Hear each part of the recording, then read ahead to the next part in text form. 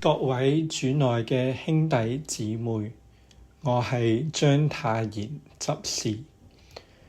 今年普世教會慶祝第9屆世界窮人日，主題係我主上主，你是我的期望。喺呢度都同大家分享一下以前接觸街友嘅經驗。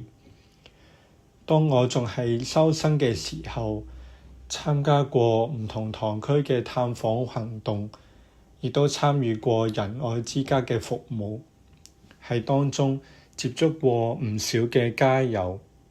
佢哋見到我哋都會好興奮，除咗係因為我哋會帶啲食物俾佢哋，亦都係因為我哋會同佢哋傾下偈，關心下佢哋。即使個對話未必會講好耐，不過都係一個機會俾我哋去建立一份關係。喺同佢哋嘅傾談之中，亦都可以帶啲鼓勵俾佢哋，讓佢哋有動力、有希望咁繼續生活。我哋亦都讓佢哋明白，佢哋並唔係獨自一個。有啲時候喺探訪完畢，的確會見到佢哋多咗份笑容。教宗喺第9屆世界窮人日嘅文告之中，講到人唔可以只係喺權力同物質之中去尋找希望，因為天主先係我哋唯一嘅希望。有天主作為我哋人生旅途中嘅友伴，呢個亦都係我哋真正嘅財富，係我哋最需要嘅一份。就算我哋身邊嘅窮人同埋弱小嘅兄弟姊妹，佢哋嘅心底裏邊其實都有尋找天主呢一份渴望。所以教宗都提到最嚴重、最大嘅貧困，其實就係莫過於唔認識天主，想靠自己去生活，同天主有一份脫離。因為咁樣生活就係冇咗份依靠，冇咗份希望。正如今屆嘅主題，天主係我嘅希望，我嘅期望。如果我哋對佢哋缺乏一份心靈嘅關注，其實我哋係有一份嘅歧視喺裏面。我哋探訪街友或者做愛德嘅服務，就係透過我哋嘅行動去宣講，去陪伴受苦嘅兄弟姊妹。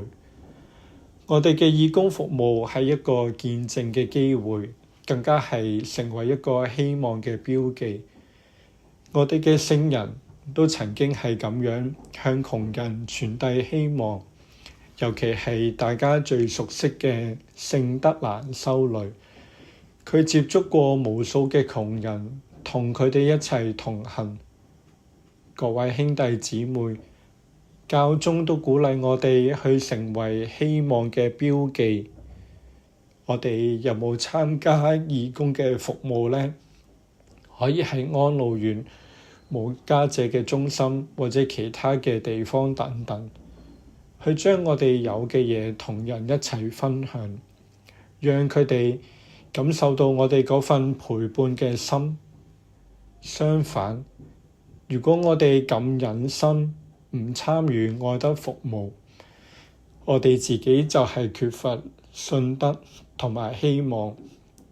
我哋甚至將其他人嘅希望都奪走埋。主內嘅兄弟姊妹，喺我過去嘅經驗裏面，因為自己都好深咁經驗過天主嘅陪伴，天主確實係我嘅依靠，我嘅期望，我嘅希望，係佢嘅愛推動我去同人分享。同樣都讓我哋反思一下，天主嘅愛有冇感動到你呢？如果有，你又願意點樣喺生活當中成為希望嘅標記，去將呢份希望傳遞開去呢？天主保佑大家。